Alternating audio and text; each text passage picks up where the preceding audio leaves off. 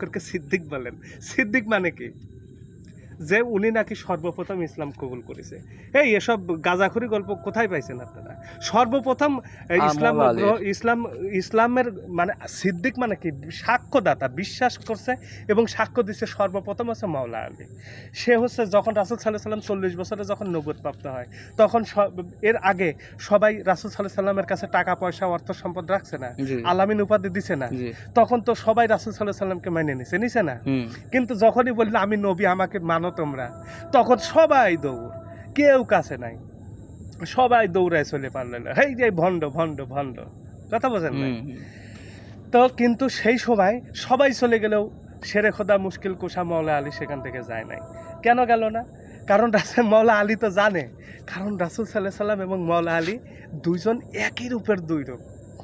তো তখন তিনি বলল, ইয়া রাসূলুল্লাহ, কেউ মানুক আর না মানুক, আপনার নবুয়ত আমি স্বীকার করে নিচ্ছি। সর্বপ্রথম নবুয়ত স্বীকার করে এবং দেখে বিশ্বাস করে হচ্ছে, এবং সেটা সাক্ষ্যদাতা হচ্ছে আপনার মওলা আলী শেরে খোদা মুশকিল কুশা। আপনারা আবু বকর পেলেন কোথায়? এসব ভণ্ডামি ছাড়েন। ইসলাম সত্য, শান্তির জিনিস, অশান্তি ঢুকায়েন না। আপনাদের কাছে দুটো হাতে পায়ে জোর করে দুটো হাতে পায়ে ধরে আপনাদের কাছে মানে ভিক্ষা চাই যে ইসলামের ভিতরে আপনারা কোনো গরল বা এইসব জিনিস মিশায়েন না, কারণ এগুলো খুব খারাপ লাগে। আবু বকর সিদ্দিক, আবার কেউ বলতেছে যে সে যত নামাজ রোজা পড়িছে তার ইবাদতের সমান কারোর ইবাদত হয় না। সে কত বছর বয়সে নিছে, ইসলাম গ্রহণ করছে রাসূলের হাতে হাত দিয়ে। ইতিহাস জানেন না, কিছু না, আন্দাজে একজনের কাছে সিদ্দিকে আকবর বানা দেন আবু বকর সিদ্দিক। এইসব জিনিস ছাড়েন, এইসব ভাওতাবাজি ছাড়েন, কারণ প্রথম সিদ্দিক আকবর হচ্ছে শেরে খোদা মাওলা আলী মুশকিল কুশা। আপনারা আবু বকর সিদ্দিকে বানাই দিয়েছেন। এগুলি আসলে বিশাল বড় ভণ্ডামি। আর এইগুলি আসলে আমাদের মতো সাধারণ মানুষের দোষ না। দোষ কাদের? এই যে আব্দুল ওয়াহাব নজদি, আবুল আলা মদুদি, নাসির উদ্দিন আলবানি, বাদশাহ সৌদ, আব্দুল আজিজ ইবনে সৌদ, এরা এইসব গরমিলগুলো করছে।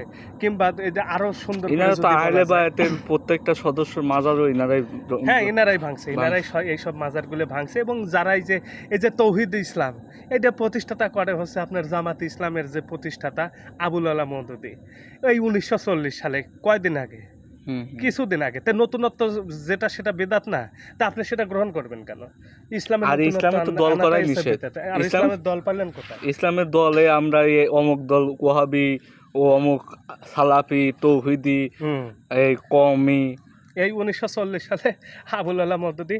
আর একটা দেখেন, এই 1940 সালের পরে, এক বছর পরে 1941 সালে তাবলিগ জামাতের প্রতিষ্ঠাতা ইলিয়াস সাহেব, ইনি হচ্ছে এই দিল্লির নিজামুদ্দিনে হচ্ছে সর্বপ্রথম এই তাবলিগ জামাত প্রতিষ্ঠা করে।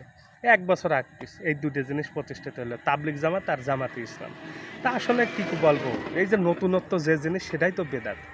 আপনারা এর চেয়ে যদি পারেন আবু জেহেলকে মানেন, আবু জেহেলকে মানা ভালো। কারণ আবু জেহেল হচ্ছে রাসূলের বংশের লোক ছিল, এবং সে কিন্তু এই যে আপনারা যে সৌদির যত ক্ষমতাধর লোক দেখেন, এই যে সর্বশেষ খেলাফতের ধারা অনুযায়ী ইমাম হুসাইনকে কতল করার পরে ইসলামের খলিফা কে হয়? ইসলামের খলিফা হয় হচ্ছে ইয়াজিদ ইবনে মুয়াবিয়া, অর্থাৎ ওই আপনার আবু সুফিয়ানের জারজ সন্তান যে মুয়াবিয়া, তার হচ্ছে ছেলে ইয়াজিদ। সেই ইয়াজিদকে আবু জেহেলের ছেলে মারওয়ান তাকে ঘোড়ার চামড়ার সাথে বাঁধে এমনভাবে মারিছে, সে মৃত্যুর ইতিহাস শটে বলা সম্ভব না। কত বড় চক্রান্ত করে যে তাকে মারছে, মারিয়ে ক্ষমতায় অধিষ্ঠিত হয় হচ্ছে আবু জেহেলের ছেলে মারওয়ান। সেই মারওয়ান ক্ষমতায় অধিষ্ঠিত হওয়ার পরে তারপর থেকে এই যে সৌদির যত সব ক্ষমতাধর লোকজন দেখেন, যারা দেখেন, সব এই আবু জেহেলের বংশের। কিন্তু আর একটা জিনিস মাথায় রাখবেন, আবু জেহেলের বংশ কিন্তু কুরাইশ বংশ, ঠিক আছে? মানেন, সমস্যা নেই। কিন্তু এইসব জামাত, তারপরে তাবলিগ, মানেন না, কারণ এরা থেকে আরও কাটছাট করে, কাটছাট করছে। আবু জেহেলকে ছাড় দেয় নাই এরা, ঠিক আছে? আবু জেহেলকে ছাড় দেয় নাই, না দিয়ে এদের ভিতর থেকে অনেক কাটছাট করে নিজেদের মতো মন গড়া অনেক বিষয় আশায় নিয়ে নতুনভাবে ইসলামের দল প্রতিষ্ঠিত করছে। এই তাবলিগ জামাত, জামাতে ইসলাম, সালাফি। এই যে সালাফিদের সর্দার যিনি ছিল, উনি কিন্তু নাসির উদ্দিন আলবানি, কথা বুঝলেন? আহলে হাদিসদের যে উৎপত্তিদাতা। কিন্তু এদের কিন্তু কোরআনে তো ডাইরেক্ট দিয়ে থুইছে যে দলই করা যাবে না, না, নিষেধ, দল করাই তো যাবে না। একবারে নিষেধ। কিন্তু এখন দল কত হইছে, দল অগুন্তে। অনেক অনেক। আর আপনারা হচ্ছে আচ্ছা, আজ পর্যন্ত আবু বক্কর সিদ্দিক বা হচ্ছে এই ওমর ফারুক রাদিয়াল্লাহু তাআলা আনহু আপনারা বলেন, তারপরে হচ্ছে এই এদের বংশের কাউকে খুঁজে পান কখনো? না না হ্যাঁ, পাইছেন? না। পাবেনও না, এদের নির্বংশ হয়ে যাবে। কথা বুঝলেন? কিন্তু সঠিক ইসলামের যে ভিত্তি, যেখান থেকে উৎপত্তি, মওলাইয়াত যেখান থেকে আসলো, রিসালাতের উৎপত্তি যেখান থেকে, বেলায়াতের মাধ্যমে রিসালাতের যে বিশেষ ধারাবাহিকতাটা বজায় রাখলো, সেই জিনিসটাই হচ্ছে মওলা আলী কারিমাল্লাহু আযহা, তার হাতে। তা আপনারা ইসলাম পাবেন কোথায়? সত্য ইসলাম যদি পেতে হয় তাহলে সেই গোড়াতে পৌঁছাইতে হবে, আমার জানতে হবে, বুঝতে হবে। আমরা তো কানা না, এখন বর্তমান যুগ হচ্ছে ইন্টারনেটের যুগ। ইন্টারনেটের যুগ না? হুম। আপনার যে কোনো বিষয় জানার ইচ্ছা থাকলে আপনি নেটে সার্চ দেন, দেখেন আসলে সত্যটা কি। আপনি 1941 সালে তাবলিগ জামাত প্রতিষ্ঠিত হয়েছে, আর আপনাদের ওরা এমনভাবে ব্রেন ওয়াশ করছে, সেই ব্রেন ওয়াশে আপনারা মুগ্ধ হয়ে আরে জান্নাতে যাব, স্বর্গে যাব, কি আরাম আয়েশে থাকবো।